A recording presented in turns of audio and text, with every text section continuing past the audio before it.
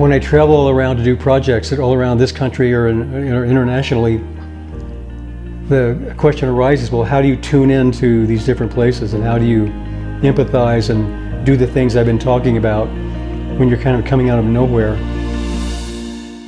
New Mexico is the place to start. What's so interesting about Antoine is that he carries New Mexico with him. And he wasn't born here. He came here. He came in the 1950s, came to go to what was then the engineering school, where he got into architecture. But I remember talking with him about it, and he says driving over the Sandia Mountains and looking out on this extraordinary landscape, and coming into this town, it got him. It's just so much in my system. You know, the awareness of wind direction, of sun, the importance of cultural diversity. This is a laboratory for an architect, for an artist, for anybody. And I think for him as an architect, he spent a lot of his career just studying this landscape, studying the culture, trying to figure out what it means to live in New Mexico. It's a personal thing with Predock. You know, I mean, he went to school here. Don Schlegel was the dean of the school, one of the first deans of the school. And he was infamous. He would tell them, get out of here, you know? And that's exactly what he said to Predock. He said, get out of here. You've got to travel. You've got to see the world. You've got to experience this. You're too good now. You've got to go. And he was in his fourth year and doing very well. And I said, Tony, why don't you go to a good school? You've learned everything we have to offer here. I guess I was a good student, and he saw me as having some potential. And I think that's just a freaking miracle when that happens to someone. He went away for part of his education, finished it at Columbia, worked in Boston, worked in San Francisco, traveled around Europe, but came back here to start his career. La Luz was his first project. Some people say it was his best project. Some people would say it inspired his path. Antoine's first work is a whole community of townhouses. It's a major project. It was a big departure at the time in that it was a project that was on 100 acres, but all of the houses were grouped in a close proximity, in a close setting. They used indigenous materials. It's all built out of adobe that was made on site. It was just a really unique and beautiful project that got a lot of international, national acclaim. Early Predock, really capturing and framing the palette of New Mexico and the materials and the nature of New Mexico. So it's based on the place because it's built out of adobe, but he didn't copy the previous styles of buildings out here. And he figured out how to make something that was both very modern, very contemporary, and yet absolutely unique and specific to New Mexico. With the result that not only did he start his career with a big project, but he also started with a project that immediately brought him national attention.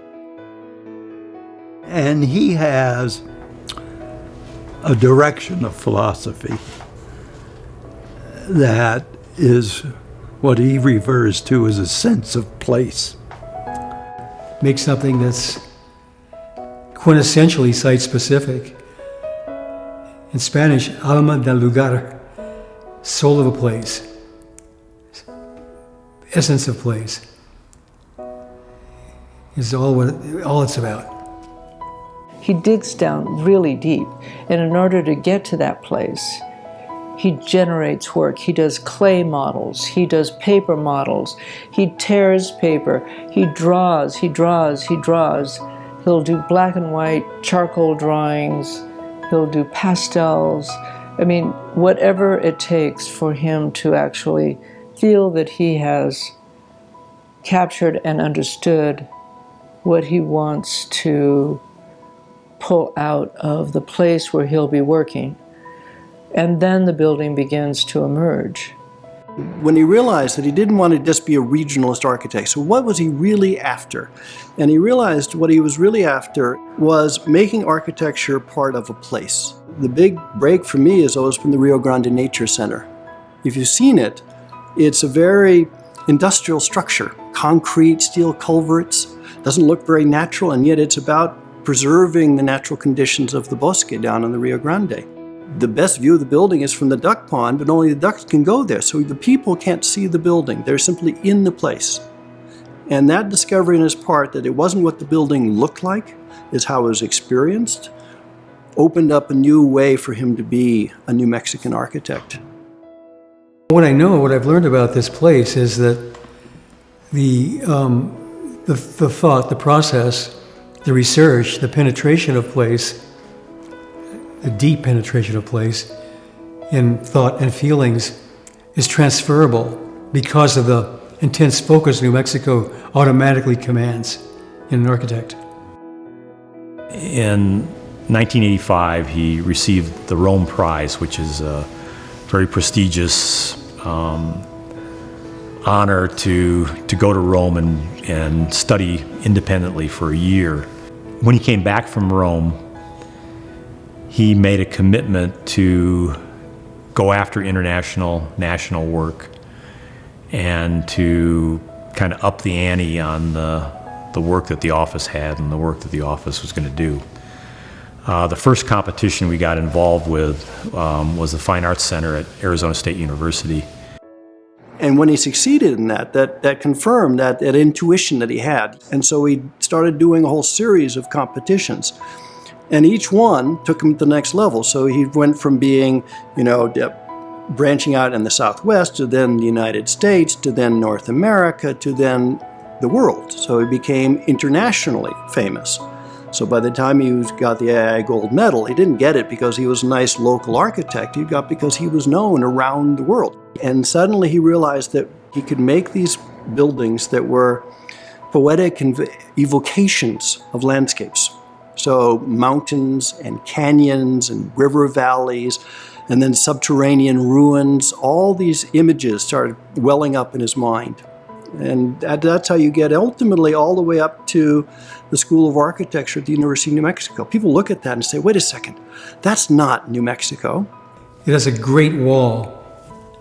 I love the great walls of New Mexico, whether it's the church in Rancho State House, or whether it's the beautiful blank wall of Las Trampas on the high road. You name any one of those. Canyon de Chelly, the massive canyon walls that for me are like architecture. And then White House is carved out of that wall. So we got a big wall in that building, a big impenetrable wall in terms of its massive section, but then a very open and visually engaging view penetration through the building, straight through it. So it's a building that is communicative. And I think it communicates to Highway 66 and it's in its own way. It's saying, hey, I'm in your face here. What do you think? The School of Architecture is a living classroom. He chose to expose all of kind of the behind the scenes workings so that the students would have an opportunity to see all of the elements that go into our buildings. Technology-wise, it was the most energy efficient building that UNM has ever built.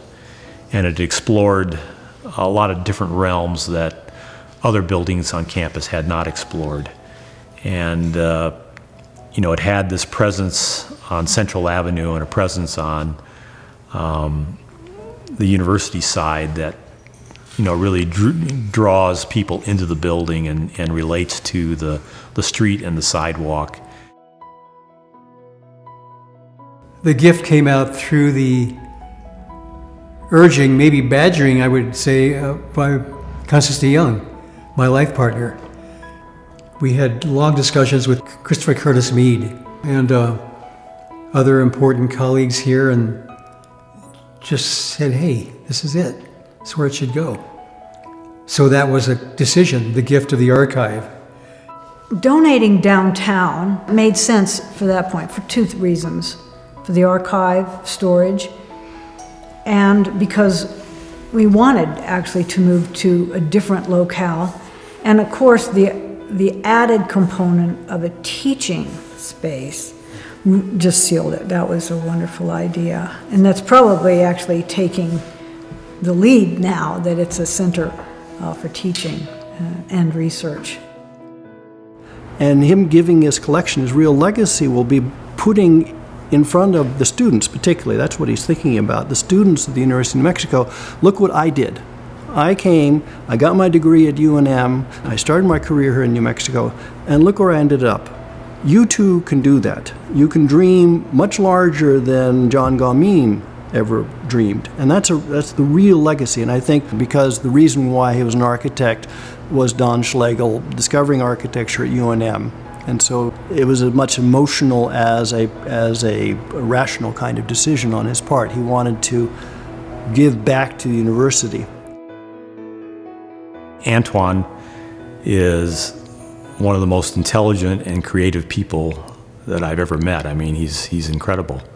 And you know, he's gone on to do many other things, and what he's accomplished is unbelievable.